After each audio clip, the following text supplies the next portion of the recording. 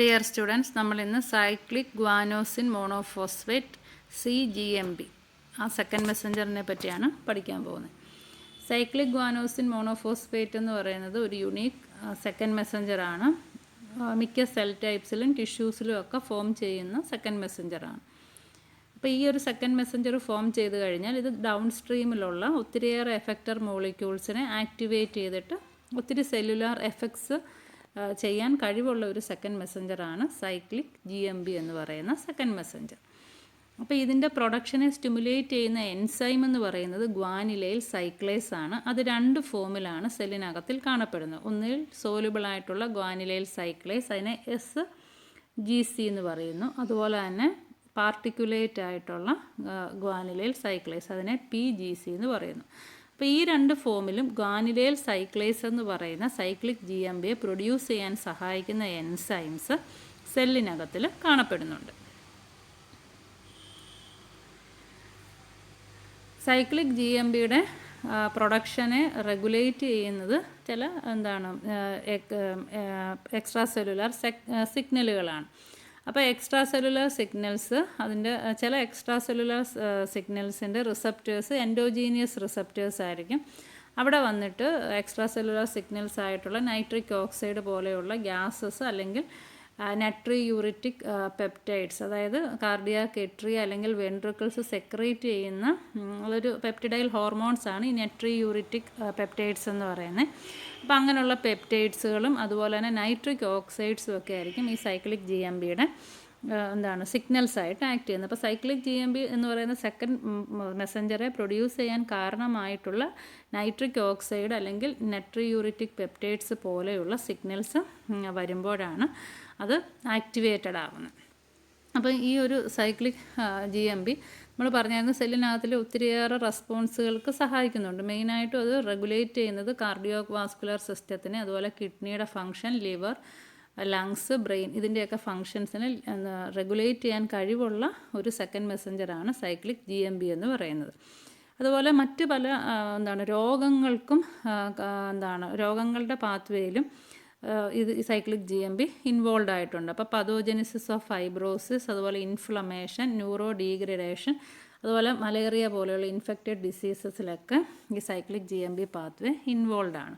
അതുകൊണ്ട് തന്നെ cyclic GMPയെ produce ചെയ്യുന്ന ഗ്വാനിലൈൽ സൈക്ലേസ് എൻസൈംസിനെ ടാർഗറ്റ് ചെയ്തുകൊണ്ട് ഒത്തിരിയേറെ മരുന്നുകൾ, ഡ്രഗ് ഡിസ്കവറി നടത്താനായിട്ടുള്ള അപ്രോച്ചുകളിലൊക്കെ ഇപ്പോൾ നടന്നു വരികയാണ്. അപ്പോൾ സൈക്ലിക് GMP എന്ന് പറയുന്ന സെക്കൻഡ് മെസ്സഞ്ചർ ബോഡിയിലെ തന്നെ മിക്ക ഓർഗൻസിൻ്റെയും പ്രോപ്പർ ഫങ്ഷനിങ്ങിന് അത്യാവശ്യമായിട്ടുള്ള ഒരു സെക്കൻഡ് മെസ്സഞ്ചറാണ്. കിഡ്നിയുടെയും ലിവറിൻ്റെയും ലങ്സിൻ്റെയും ബ്രെയിൻ്റെയും ഒക്കെ ഫങ്ഷനിൽ ഈ സൈക്ലിക് GMP പാത്വേ റെഗുലേറ്റ് ചെയ്യുന്നുണ്ട്. അതുപോലെ പല പതോജനിസിസ് കണ്ടീഷനിലും ഇത് ഇൻവോൾവ് ആണ്. ഫൈബ്രോസിസിൽ, ഇൻഫ്ലമേഷൻ, ന്യൂറോ ഡീജനറേഷൻ, മലേറിയ പോലെയുള്ള ഡിസീസസിലൊക്കെ ഇതിൻ്റെ റോളുണ്ട്. അപ്പോൾ ഇതിനെ പ്രൊഡ്യൂസ് ചെയ്യുന്ന മെയിൻ എൻസൈം ആയിട്ടുള്ള ഗ്വാനിലൈൽ സൈക്ലേസിനെ ടാർഗറ്റ് ചെയ്തുകൊണ്ടുള്ള ഡ്രഗ്സ് പ്രൊഡക്ഷൻ, അതിനായിട്ടുള്ള പഠനങ്ങൾ ഇപ്പോൾ നടന്നുകൊണ്ടിരിക്കുകയാണ്. സൈക്ലിക് GMP എന്ന് പറയുന്ന സെക്കൻഡ് മെസ്സഞ്ചർ പ്രൊഡ്യൂസ് ചെയ്യപ്പെടുന്നത് GTPയിൽ നിന്നാണ്, ഗ്വാനോസിൻ ട്രൈഫോസ്ഫേറ്റിൽ നിന്നാണ്. ഗ്വാനോസിൻ ട്രൈഫോസ്ഫേറ്റിൽ നിന്നും ഗ്വാനിലൈൽ സൈക്ലേസ് അല്ലെങ്കിൽ ഗ്വാനിലേറ്റ് സൈക്ലേസ് എന്ന് പറയുന്ന എൻസൈമിൻ്റെ സഹായത്തോടു കൂടിയാണ് സൈക്ലിക് GMP എന്ന് പറയുന്ന സെക്കൻഡ് മെസ്സഞ്ചർ ഫോം ചെയ്യുന്നത്. അപ്പോൾ സൈക്ലിക് GMP എന്ന് പറയുന്നത് സൈക്ലിക് AMPയെ പോലെ തന്നെയുള്ള ഒരു സെക്കൻഡ് മെസ്സഞ്ചറാണ്. മോഡ് ഓഫ് ആക്ഷനും ഏകദേശം സിമിലർ തന്നെയാണ്. നമ്മൾ സൈക്ലിക് AMPയുടെ സിഗ്നൽ ട്രാൻസ്ഡക്ഷൻ പറഞ്ഞ അതേ രീതിയിൽ തന്നെയാണ് സൈക്ലിക് GMPയുടെയും സിഗ്നൽ ട്രാൻസ്ഡക്ഷൻ നടക്കുന്നത്. അപ്പം ഏതെങ്കിലും പെപ്റ്റൈഡ് ഹോർമോൺസ് പോലെയുള്ള ഹോർമോൺസ്, അതായത് എട്രിയൽ നട്രിയൂറിറ്റിക് ഫാക്ടർ ഒരു പെപ്റ്റൈഡ് ഹോർമോണാണ്. അപ്പോൾ അത് വന്നിട്ട് സെൽ സർഫസ് റിസപ്റ്ററിൽ ബൈൻഡ് ചെയ്യുമ്പോൾ അത് ആക്ടിവേറ്റ് ചെയ്യുന്നത് പാർട്ടിക്കുലേറ്റ് ആയിട്ടുള്ള ഗ്വാനിലേറ്റ് സൈക്ലേസ് എന്ന് പറയുന്ന എൻസൈമാണ്. ഗ്വാനിലേറ്റ് സൈക്ലേസും അത് മെംബ്രെയിൻ ബൗണ്ടഡ് ആയിട്ടിരിക്കുന്ന ഗ്വാനിലേറ്റ് സൈക്ലേസ് ആണ് പാർട്ടിക്കുലേറ്റ് ഗ്വാനിലൈൽ സൈക്ലേസ് എന്ന് പറയുന്നത്. അപ്പോൾ PGC എന്ന് നമ്മൾ നേരത്തെ പറഞ്ഞ പാർട്ടിക്കുലേറ്റ് ഗ്വാനിലൈൽ സൈക്ലേസിനെയാണ് പെപ്റ്റൈഡ് ഹോർമോൺസ് ആക്ടിവേറ്റ് ചെയ്യുന്നത്. എന്നാൽ നൈട്രിക് ഓക്സൈഡാണ് വരുന്നതെങ്കിൽ അത് സോലുബിൾ ഗ്വാനിലൈൽ സൈക്ലേസ് എന്ന് പറയുന്ന എൻസൈമിനെയാണ് ആക്ടിവേറ്റ് ചെയ്യുന്നത്. അപ്പോൾ രണ്ട് രീതിയിലും എന്താണ് സൈക്ലിക് GMPയുടെ പ്രൊഡക്ഷൻ നടക്കുന്നു. അപ്പോൾ സൈക്ലിക് GMP അങ്ങനെ പ്രൊഡ്യൂസ് ചെയ്ത് കഴിഞ്ഞാൽ അത് പിന്നീട് പ്രോട്ടീൻ കൈനേസ് പോലെയുള്ള എന്താണ് എൻസൈം കാസ്കേഡ് സിസ്റ്റത്തിനെയാണ് ആക്ടിവേറ്റ് ചെയ്യുന്നത്. അപ്പോൾ പ്രോട്ടീൻ കൈനേസിനെ ആക്ടിവേറ്റ് ചെയ്ത് കഴിഞ്ഞിട്ടായിരിക്കും അപ്പോൾ പ്രോട്ടീൻ കൈനേസുകളായിരിക്കും മറ്റുള്ള സെല്ലുലാർ പ്രോട്ടീനുകളെ ആക്ടിവേറ്റ് ചെയ്തിട്ട് സെൽ റെസ്പോൺസിന് കാരണമാകുന്നത്. അപ്പം ഈ സോലുബിൾ ഗ്വാനുലേറ്റ് സൈക്ലേസ് ആ എൻസൈമിനെ ഇൻഹിബിറ്റ് ചെയ്യാൻ കഴിവുള്ള ഒരു മോളിക്യൂളാണ് ODQ എന്ന് പറയുന്നത്. ഓക്സാഡയസോൾ ക്യുനോലാക്സിനാണ് ODQ എന്ന് പറയുന്നത്. അപ്പോൾ SGCയുടെ പ്രൊഡക്ഷൻ കുറയ്ക്കണം എന്നുണ്ടെങ്കിൽ അവിടെ അതിനെ ഇൻഹിബിറ്റ് ചെയ്യാൻ വരുന്ന മോളിക്യൂളാണ് ODQ, oxadiazolo quinoxaline. Cyclic GMP protein dependent കൈനേസുകളെ റെഗുലേറ്റ് ചെയ്യാൻ കഴിവുള്ള സെക്കൻഡ് മെസ്സഞ്ചറാണ്. അപ്പോൾ അത് PKG എന്ന് പറയുന്ന പ്രോട്ടീൻ കൈനേസ് GA ആണ് എന്താണ് റെഗുലേറ്റ് ചെയ്യുന്നത്. PKG അല്ലെങ്കിൽ പ്രോട്ടീൻ കൈനേസ് G എന്ന് പറയുന്നത് ഡൈമർ ആയിട്ടുള്ള ഒരു എൻസൈമാണ്, ഡൈമറായിട്ട് എക്സിസ്റ്റ് ചെയ്യുന്ന എൻസൈമാണ്. അതിനകത്ത് ഒരു കാറ്റലിറ്റിക് സബ് യൂണിറ്റും ഒരു റെഗുലേറ്ററി സബ് യൂണിറ്റും ആണുള്ളത്. അപ്പം റെഗുലേറ്ററി സബ് യൂണിറ്റിലേക്കായിരിക്കും ഈ സൈക്ലിക് GMP വന്ന് ബൈൻഡ് ചെയ്യുന്നത്. അപ്പോൾ റെഗുലേറ്ററി സബ് യൂണിറ്റിലേക്ക് സൈക്ലിക് GMP സെക്കൻഡ് മെസ്സഞ്ചർ വന്ന് ബൈൻഡ് ചെയ്യുമ്പോൾ അതിൻ്റെ കാറ്റലിറ്റിക് സബ് യൂണിറ്റ് ആക്ടിവേറ്റ് ചെയ്യുന്നു. അത് ആ ഒരു ആക്ടിവേഷൻ മൂലം ഈ എന്താണ് പ്രോട്ടീൻ കൈനേസ് G എന്ന് പറയുന്ന എൻസൈമിന് അതിൻ്റെ സബ്സ്ട്രേറ്റുകളെ ഫോസ്ഫോറിലേറ്റ് ചെയ്യാനായിട്ട് പറ്റുന്നു. അങ്ങനെയാണ് സൈക്ലിക് GMP ഒരു സെക്കൻഡ് മെസ്സഞ്ചറായിട്ട് ആക്ട് ചെയ്തുകൊണ്ട് പ്രോട്ടീൻ കൈനേസ് Gയുടെ കാറ്റലിറ്റിക് സൈറ്റിനെ ആക്ടിവേറ്റ് ചെയ്ത് അതിന് മറ്റുള്ള സബ്സ്ട്രേറ്റുകളെ, മറ്റുള്ള പ്രോട്ടീൻസുകളെ അല്ലെങ്കിൽ മറ്റുള്ള എൻസൈമുകളെ ഫോസ്ഫോറിലേറ്റ് ചെയ്യാനായിട്ട് സാധിപ്പിക്കുന്നത്. അപ്പോൾ ഇതാണ് സൈക്ലിക് GMPയുടെ സിഗ്നൽ ട്രാൻസ്ഡക്ഷൻ പാത്വേ എന്ന് പറയുന്നത്.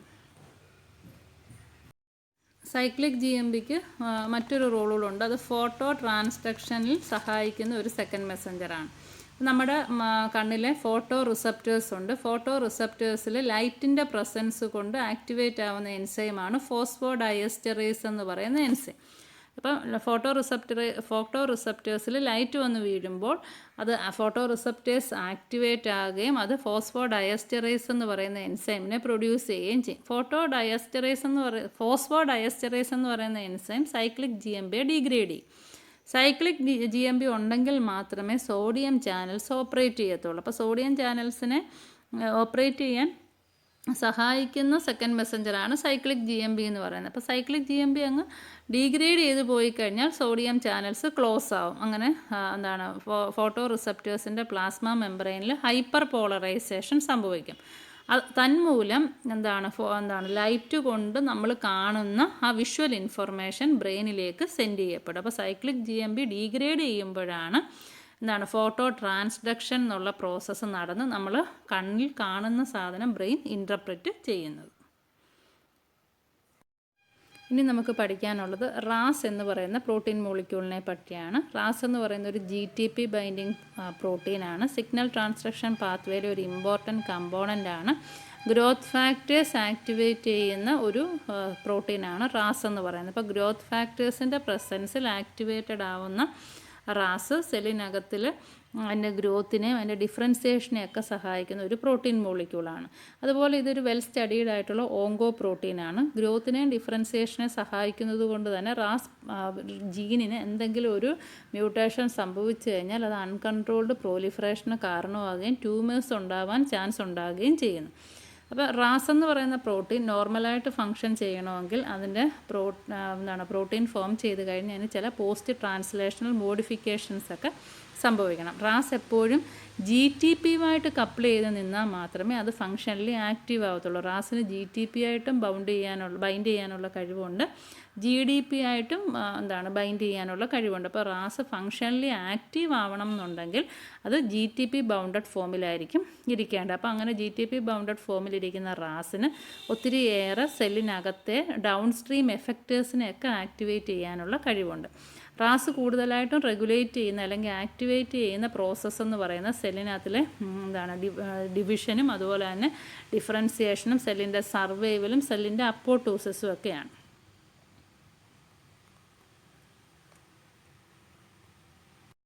റാസ് പ്രോട്ടീൻ്റെ സ്ട്രക്ചറാണ് പറയുന്നത്. റാസിനൊരു ഹൈഡ്രോഫോബിക് കോറുണ്ട്. ഈ ഹൈഡ്രോഫോബിക് കോർ നിർമ്മിച്ചിരിക്കുന്നത് 2 സ്ട്രക്ചേഴ്സ് കൊണ്ടാണ്. 6 ബീറ്റ ഷീറ്റ്സും 5 ആൽഫ ഹെലിക്സും ചേർന്നിട്ടുള്ള ഒരു സ്ട്രക്ചറാണ് അതിൻ്റെ ഹൈഡ്രോഫോബിക് കോർ എന്ന് പറയുന്നത്. ഈ ബീറ്റ ഷീറ്റിനെയും ആൽഫ ഹെലിക്സിനെയും കൂടെ കണക്ട് ചെയ്ത് 10 ലൂപ്സുകളുണ്ട്.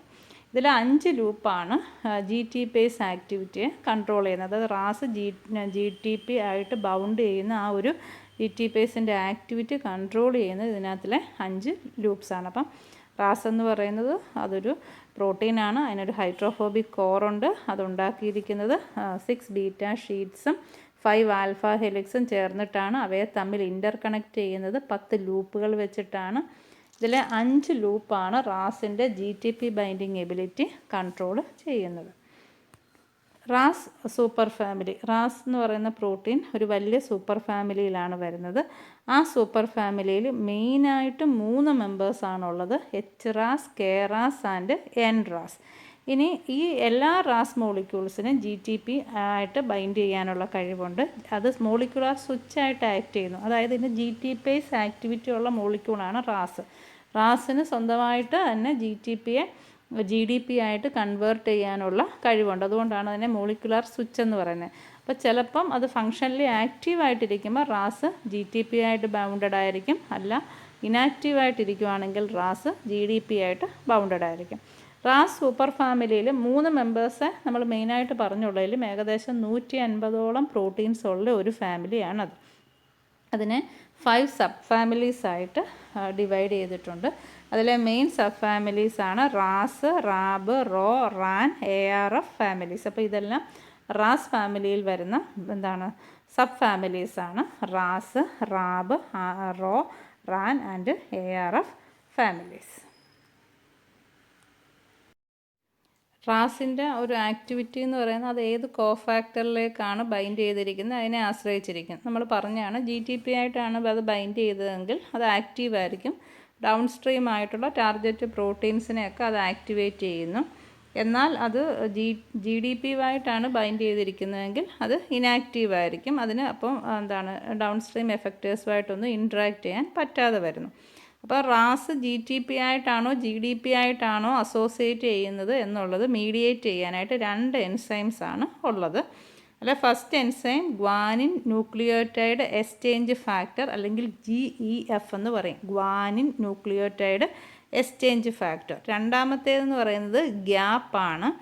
അതായത് GTPase activating protein. GTPase എന്ന് പറഞ്ഞാൽ ജി ടി പിയെ മുറിക്കുന്ന എൻസൈമാണ്. അപ്പോൾ ജി ടി പേസ് ആക്ടിവേറ്റിംഗ് എൻസൈമാണ് ഗ്യാപ്പ്. അതുപോലെ തന്നെ guanine nucleotide exchange factor GEF. അപ്പോൾ ഗ്യാപ്പും GEF ഈ 2 എൻസൈംസ് ആണ് റാസ് ജി ടി പി ആയിട്ട് വേണോ അതോ ജി ഡി പി ആയിട്ട് വേണോ അസോസിയേറ്റ് ചെയ്തിരിക്കാൻ എന്നുള്ളത് തീരുമാനിക്കുന്നത്.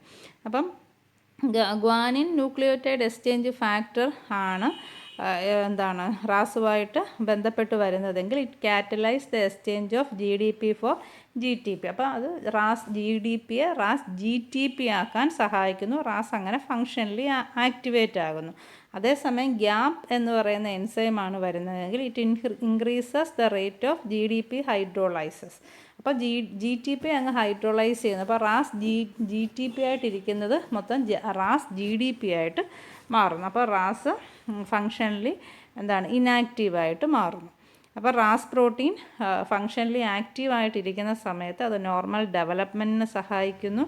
ആക്റ്റീവായിട്ടുള്ള റാസ് സെല്ലിൻ്റെ ഗ്രോത്ത്, പ്രോലിഫറേഷൻ, മൈഗ്രേഷൻ എന്നിവയ്ക്ക് സഹായകരമാകുന്നു.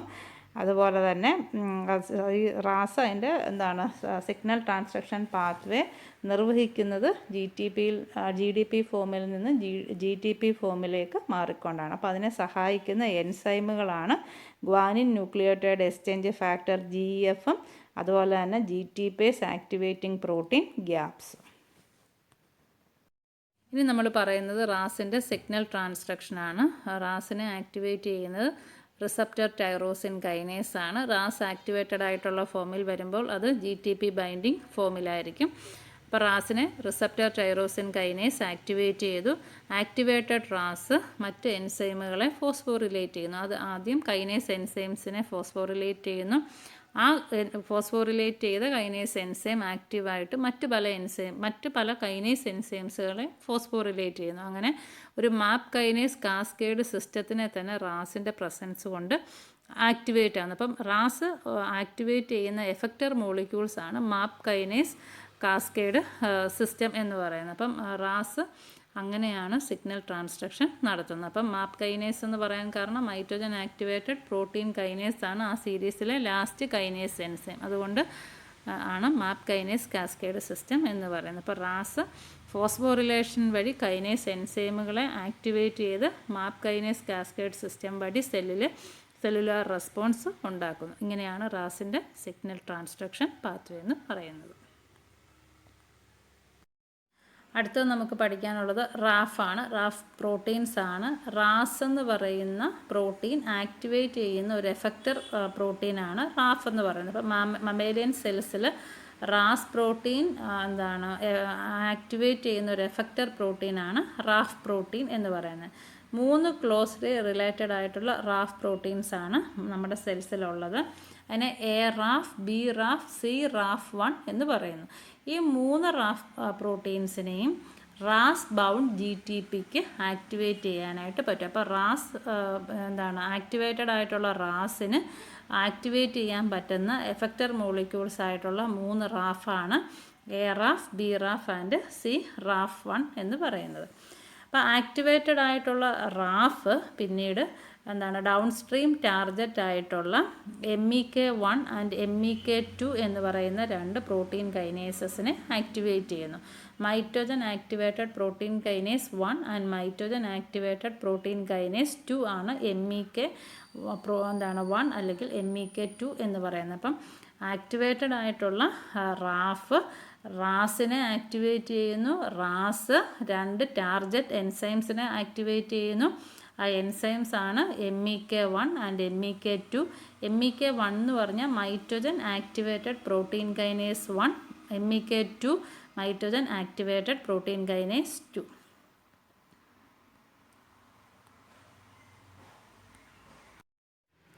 റാഫ് കൈനേസസ്, റാഫ് 1നെയാണ് നമ്മൾ റാഫ് കൈനേസസ് എന്ന് പറയുന്നത്. അതൊരു സെറീൻ ത്രിയോണിൻ പ്രോട്ടീൻ കൈനേസ് ആണ്. അതിൻ്റെ ജോലി എന്ന് പറഞ്ഞാൽ സെൽ സർഫസ് റിസപ്റ്റേഴ്സിൽ വരുന്ന സിഗ്നലിനെ ന്യൂക്ലിയസ് വരെ അത് ട്രാൻസ്ഡ്യൂസ് ചെയ്യിക്കുന്നു, ന്യൂക്ലിയസ് വരെ അത് എത്തിക്കുന്നു. അപ്പോൾ റാഫ് കൈനേസ് ഒരു ട്രാൻസ്ഡ്യൂസിങ് മോളിക്യൂളാണ്. സെൽ സർഫസ് റിസപ്റ്റേഴ്സിൽ വരുന്ന സിഗ്നൽസിനെ ന്യൂക്ലിയസ് വരെ എത്തിക്കാനായിട്ട് സഹായിക്കുന്നു. അത് സെറീൻ ത്രിയോണിൻ പ്രോട്ടീൻ കൈനേസ് ആണ്. അതായത് സെറീൻ ത്രിയോണിൻ റെസിഡ്യൂസിനെ ഫോസ്ഫോറിലേറ്റ് ചെയ്യാൻ കഴിവുള്ള എൻസൈമാണ്. ഇനി ഈ റാഫ് കൈനേസ് ആക്ടിവേറ്റ് ചെയ്യണമെങ്കിൽ റാസ് GTP അതിനെ ആക്ടിവേറ്റ് ചെയ്യണം. അല്ലെങ്കിൽ റാസ് GTPയുമായിട്ട് ഇൻട്രാക്ട് ചെയ്താൽ മാത്രമേ റാഫ് കൈനേസ് അല്ലെങ്കിൽ റാഫ് 1 ആക്ടിവേറ്റഡ് ആവത്തുള്ളൂ. ഇനി റാഫ് എന്ന് പറയുന്നത് ഒരു അക്രോണിമാണ്. റാപ്പിഡ്ലി ആക്സിലറേറ്റഡ് ഫൈബ്രോ സാർക്കോമ എന്നാണ് അതിൻ്റെ ഫുൾ ഫോം. അപ്പം സാർക്കോമ എന്ന് പറയുമ്പോൾ അതൊരു ട്യൂമറാണ്. ഇങ്ങനെ ഒരു പേര് വരാൻ കാരണം മൈസിൻ്റെ ട്യൂമേഴ്സിലാണ് ആദ്യമായിട്ട് റാഫ് പ്രോട്ടീനെ കണ്ടെത്തിയത്. അതുകൊണ്ടാണ് ഇതിനെ റാപ്പിഡ്ലി ആക്സിലറേറ്റഡ് ഫൈബ്രോ സാർക്കോമ എന്ന് വിളിക്കുന്നത്. ഇനി Raf kinase signal transduction cascade പാത്വേയിലെ ഒരു മോളിക്യൂളാണ്. അത് മെയിനായിട്ടും പാർട്ടിസിപ്പേറ്റ് ചെയ്യുന്നത് മാപ്പ് കൈനേസ് കാസ്കേഡിലാണ്. അതിൻ്റെ ആ ഒരു മാപ്പ് കൈനേസ് കാസ്കേഡിൻ്റെ മറ്റൊരു രീതിയിലുള്ള ഒരു പേരാണ് Raf MEK signal transduction cascade. Ras നിങ്ങൾക്കറിയാം. റാഫിനെ ആക്ടിവേറ്റ് ചെയ്യുന്നു. റാഫ് MEK അതായത് mitogen activated protein kinase 1 and 2 അതിനെ ആക്ടിവേറ്റ് ചെയ്യുന്നു. അത് പിന്നെ എക്സ്ട്രാ സെല്ലുലാർ റിസപ്റ്റർ കൈനേസുകളെ ആക്ടിവേറ്റ് ചെയ്യുന്നു. അതാണ് ERK.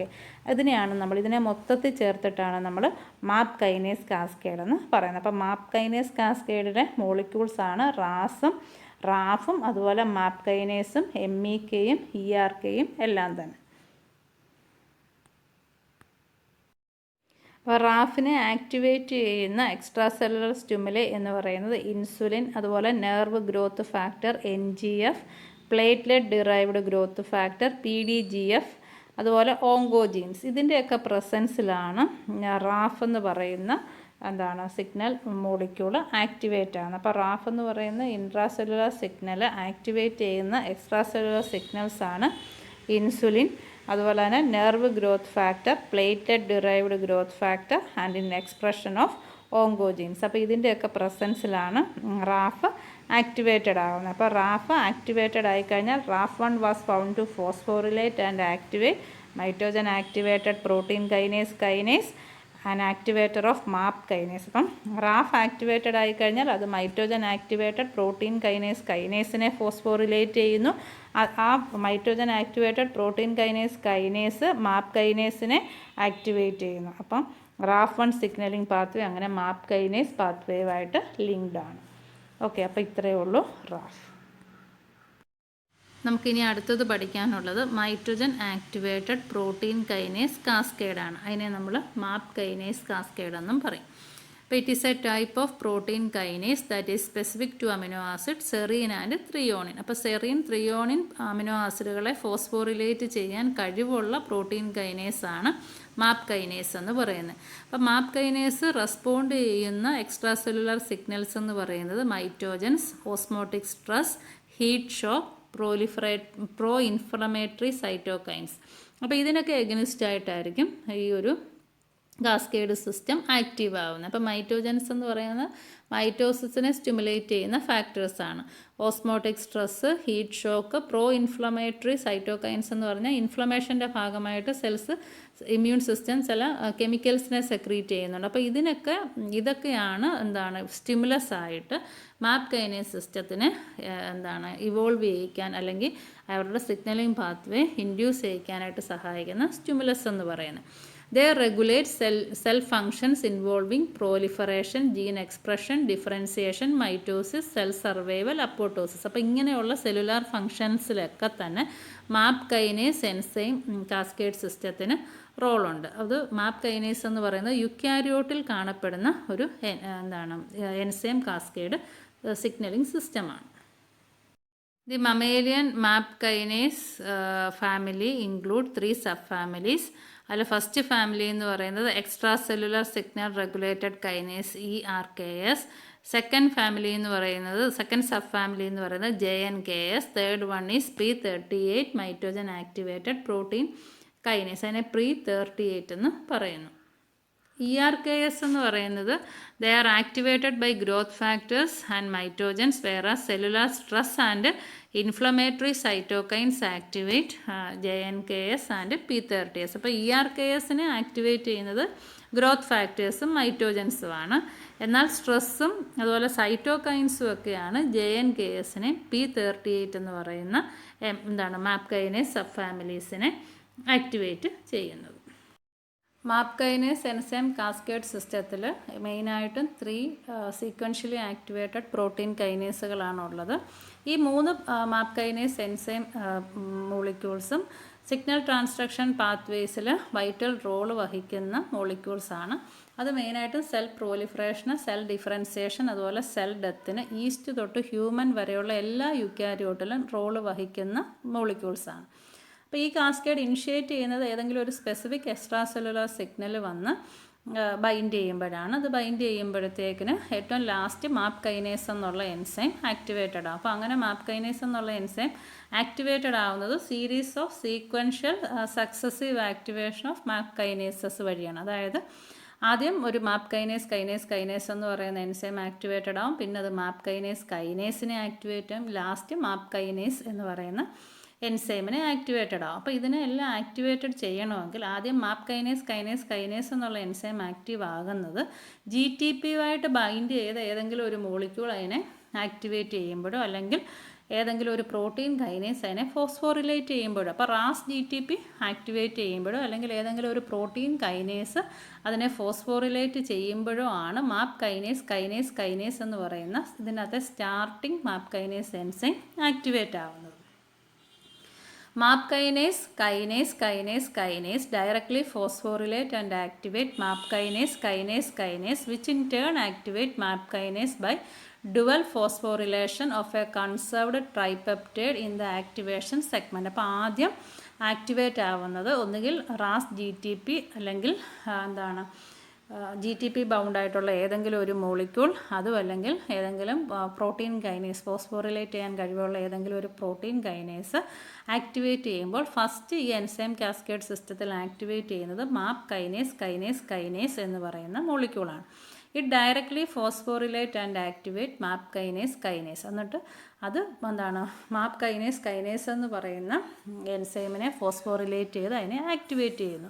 Which in turn activate MAP kinase. അത് മാപ്പ് കൈനേസ് പിന്നെ മാപ്പ് കൈനേസിനെ ആക്ടിവേറ്റ് ചെയ്യുന്നു. അത് ആക്ടിവേറ്റ് ചെയ്യുന്നത് ഡ്യുവൽ ഫോസ്ഫോറിലേഷൻ വഴിയാണ്. 2 വട്ടം മാപ്പ് കൈനേസിനെ ഫോസ്ഫോറിലേറ്റ് ചെയ്തിട്ടാണ് അതിനെ ആക്ടിവേറ്റ് ചെയ്യുന്നത്. അപ്പോൾ അതിനെ ഫോസ്ഫോറിലേറ്റ് ചെയ്യാനായിട്ട് അതിൻ്റെ ഒരു കൺസേർവ്ഡ് ട്രൈപെപ്റ്റൈഡ് ആക്ടിവേഷൻ സെഗ്മെൻറ്റിലേക്ക് ഫോസ്ഫേറ്റ് ഗ്രൂപ്പ് ആഡ് ചെയ്തുകൊണ്ടാണ് മാപ്പ് കൈനേസ് എന്നുള്ള എൻസൈമിനെ ആക്ടിവേറ്റ് ചെയ്യുന്നത്. അപ്പോൾ ഇതിൻ്റെ ലാസ്റ്റ് ഈ കാസ്കേഡ് സിസ്റ്റത്തിലെ ലാസ്റ്റ് എൻസൈമാണ് മാപ്പ് കൈനേസ് എന്ന് പറയുന്നത്. Once activated, map kinase phosphorylate diverse substrate in the cytosol and nucleus to bring about changes in protein function and gene expression. അപ്പം അപ്രോപ്രിയേറ്റ് ആയിട്ടൊരു ബയോളജിക്കൽ റെസ്പോൺസ് കിട്ടാൻ വേണ്ടി ഈ ആക്ടിവേറ്റഡ് ആയിട്ടുള്ള മാപ്പ് കൈനേസ് മറ്റ് പല സബ്സ്ട്രേറ്റുകളെയും ഫോസ്ഫോറിലേറ്റ് ചെയ്യുന്നു. സൈറ്റോസോളിലും ന്യൂക്ലിയസിലുമുള്ള പ്രോട്ടീൻസിനെയോ അല്ലെങ്കിൽ മറ്റ് സബ്സ്ട്രേറ്റുകളെയൊക്കെയോ ഫോസ്ഫോറിലേറ്റ് ചെയ്തിട്ടാണ് സിഗ്നലിന് കറസ്പോണ്ടിങ് ആയിട്ട് സെല്ലിനകത്തിൽ appropriate biological response MAP kinase system ഉണ്ടാക്കുന്നത്. അപ്പോൾ ഇതാണ് MAP kinase cascade system. Okay, thank U.